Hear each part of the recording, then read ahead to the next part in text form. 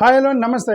ప్రతిపక్షాలు ఈ బిల్లు వీగిన తర్వాత డీలిమిటేషన్కి సంబంధించిన బిల్లు వీగిన తర్వాత చేసిన కొన్ని కామెంట్స్ మనం చూస్తే మొత్తం కూడా క్రోడీకరించి చెప్తున్నాను. అసలు ప్రతిపక్షాలు ఏం చెప్తున్నారంటే గవర్నమెంట్ అనేది డీలిమిటేషన్ పాస్ చేయడానికి మహిళల ఈ వెనక పక్క దాక్కొని మహిళల యొక్క వెనకుండి బిల్లు పాస్ చేయడానికి ప్రయత్నం చేశారు. మనం జనరల్గా కొంగుసాటి మొగుడు అని మనం ఎక్కడ చాలా సినిమాలు చూసి కొంగుసాటి మొగుడు అని భర్త కొంగుసాటిని దాక్కునేది చూసాం కదా. అలాగా మహిళా బిల్లు వెనక పక్కన పెట్టి దాక్కొని వీళ్ళు డీలిమిటేషన్ని పాస్ చేయడానికి ట్రై చేశారు. ఈ ఈ ఈ ఈ బిల్లు ద్వారా వాళ్ళ పెద్ద ప్రయత్నం చేశారు. దీని వెనక చాలా ఇది ఉంది అని చెప్పేసి ఈ యొక్క ప్రతిపక్షాలు వాళ్ళు చెప్పారు. ఇలాంటి ట్రిక్ వాడటం అనేది అన్కాన్స్టిట్యూషనల్. అది మీరు డైరెక్ట్గా మహిళా బిల్లు పెట్టాలి, లేదంటే డైరెక్ట్గా మీరు డీలిమిటేషన్ బిల్లు పెట్టాలి. రెండు సపరేట్గా పెట్టాలి, కానీ రెండెందుకు కలిపి పెట్టారు? ఇట్లాంటి చేయటం అనేది అన్కాన్స్టిట్యూషనల్. అది రాజ్యాంగ విరుద్ధం. అనేది ఒక బిల్లుని పాస్ చేయడానికి ఇంకొక బిల్లుని వెనక పెట్టడం అనేది రాజ్యాంగ విరుద్ధం. అది ఇలాంటి విషయాలు చేయటం వల్ల ప్రజాస్వామ్యంలో దెబ్బతినిద్ది, ప్రజాస్వామ్యం మీద నమ్మకం పోయిద్ది అని చెప్పి ప్రతిపక్షాలు గొడవ చేస్తున్నారు. ఇది ఫెడరల్ స్ట్రక్చర్ని మ్యానిపులేషన్ చేయటం లాంటిది. ఇది డెమోక్రసీని ఓడించడానికి ప్రయత్నం చేశారు, ఫెడరలిజాన్ని వీకెన్ చేసేస్తున్నారు మొత్తం కూడా అనేది వాళ్ళ యొక్క ప్రతిపక్షాలు, ముఖ్యంగా ఇండియా బ్లాక్ వాళ్ళు చేస్తున్నటువంటి ఆరోపణ. ఇప్పుడు ట్రిక్ వాడుతున్నారు. ఈ ట్రిక్ వాడాల్సిన అవసరం ఏమైంది? డైరెక్ట్గా బిల్లు పెట్టవచ్చు కదా. మీరు పొలిటికల్లీ మోటివేటెడ్ సిస్టమ్ చేయటం ఎందుకు? హిడెన్ ఎజెండా ఎందుకు? డైరెక్ట్గానే పెట్టవచ్చు కదా బిల్లు. మహిళా రిజర్వేషన్ బిల్లుని ప్లస్ డీలిమిటేషన్ బిల్లు సపరేట్ చేసి పెట్టవచ్చు కదా. రెండెందుకు కలిపి పెట్టారు అనేది వాళ్ళు చేస్తున్నట్టు ఆరోపణ. మమతా బెనర్జీ లాంటి వాళ్ళు అయితే డైరెక్ట్గా తగిలారు. మమతా బెనర్జీ లాంటి వాళ్ళు, మీరు దేశాన్ని డీలిమిటేషన్ అనేది దేశాన్ని విడదీయటానికి పెట్టారు మీరు. ఇది రీజియన్స్ అనే దాన్ని మొత్తం కూడా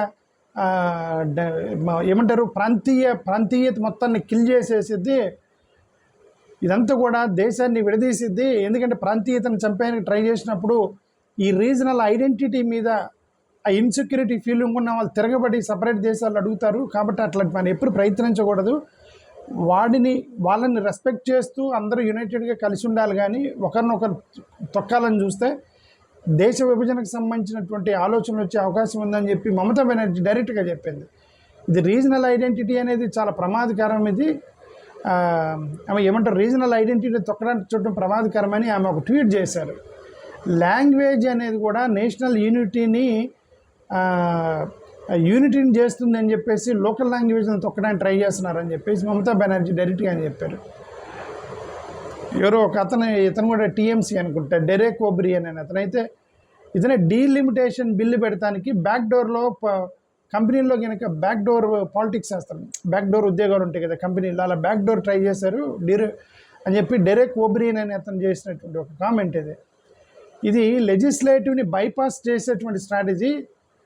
ఇప్పుడు ఎక్కడో ఎమ్మెల్యేలు ఎంపీలు వీళ్ళు ఉంటారు కదా, ఎమ్మెల్యేలు ఉంటారు కదా అసెంబ్లీలో, వాళ్ళకి వాల్యూ లేకుండా పోయింది. డైరెక్ట్గా ఎంపీలు వేసుకొని ఈ యొక్క నిర్ణయాలు మొత్తం కూడా గవర్నర్ల ద్వారా నడుతూ ఉంటారు.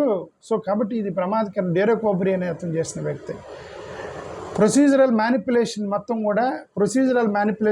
కూడా తప్పుగా ఉందని చెప్పేసి వాళ్ళు చేసినటువంటి ఇది.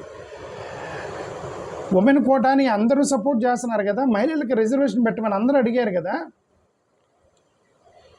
అడిగినప్పుడు దాన్ని నువ్వు పాస్ చేసుకొని మిగతాది కదా నువ్వు ట్రై చేయాలి. నీకు అనుమానం ఉంది, ఉమెన్ బిల్లు మీద అనుమానం లేదు, డీలిమిటేషన్ మీద నీకు అనుమానం ఉంది. అలాంటప్పుడు నువ్వు అనుమానం లేకుండా మద్దతు ఇచ్చేదాన్ని బిల్లుని నువ్వు పాస్ చేసి నెట్టాలి. ఫస్ట్ మహిళల బిల్లుని పాస్ చేసి నెట్టాలి.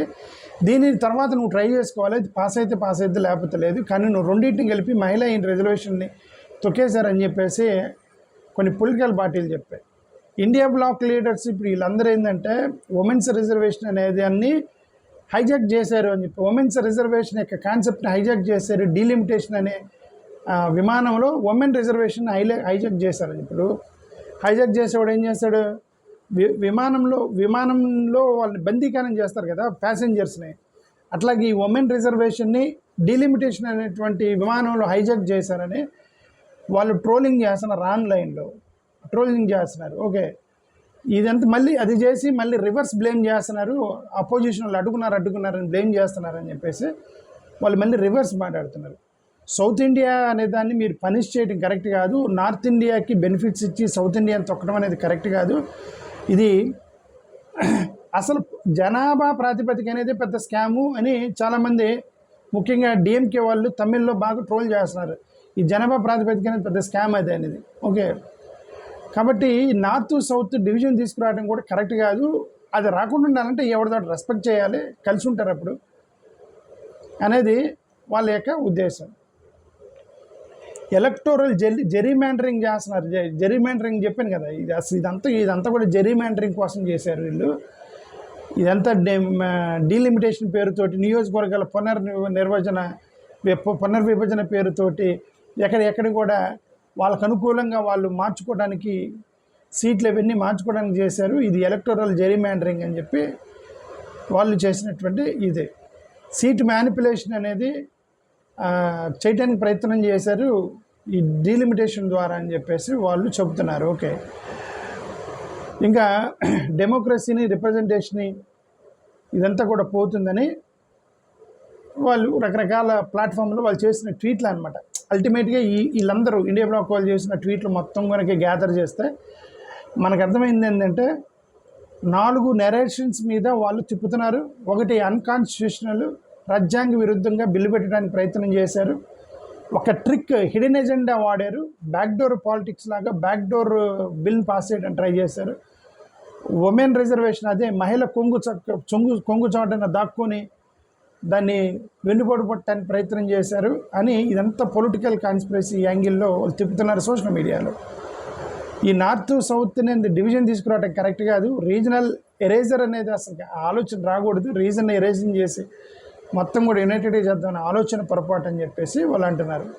కాబట్టి ఉమెన్ని వాడటం, మహిళల్ని బందీఖానా చేసి, వాళ్ళ యొక్క రిజర్వేషన్స్ని బందీఖానా చేసి, దాన్ని అడ్డం పెట్టుకొని మీకు ఇది కావాలంటే దీనికి వేయండి అని ఇట్లా పెట్టడం అనేది రాజ్యాంగ విరుద్ధం. అది దాన్ని సపరేట్గా చేయాలి కదా అనేది వీళ్ళ యొక్క ఉద్దేశం.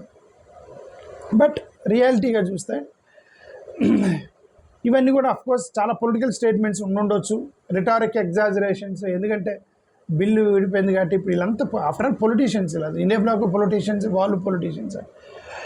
పొలిటీషియన్ రాజకీయం చేసుకుంటున్నారు. Okay, population based seat distribution, federal balance మధ్య జరుగుతున్న యుద్ధంలో ఎన్ని కూడా ఫ్రేజులు, ఫ్రాసలు వాడుతున్నారు వీళ్ళు. యాక్చువల్గా 2 ఎన్డీఏ వాళ్ళు, ఇండియా బ్లాక్ 2 చేస్తున్నారు. ఓకే, సో అల్టిమేట్లీ ఆర్టికల్ 81, 82, 80, 170 ఇవన్నీ కూడా జాగ్రత్తగా చూసుకోవాలి. కానీ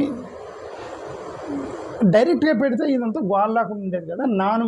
నా ఉద్దేశం అసలు డైరెక్ట్గా సపరేట్గా పెడితే మహిళా బిల్లు పాస్ అయ్యేది కదా. ఇప్పుడు 2 కలపాల్సిన అవసరం ఏంటనేది నా ఉద్దేశం. థ్యాంక్ యూ, నమస్కారం.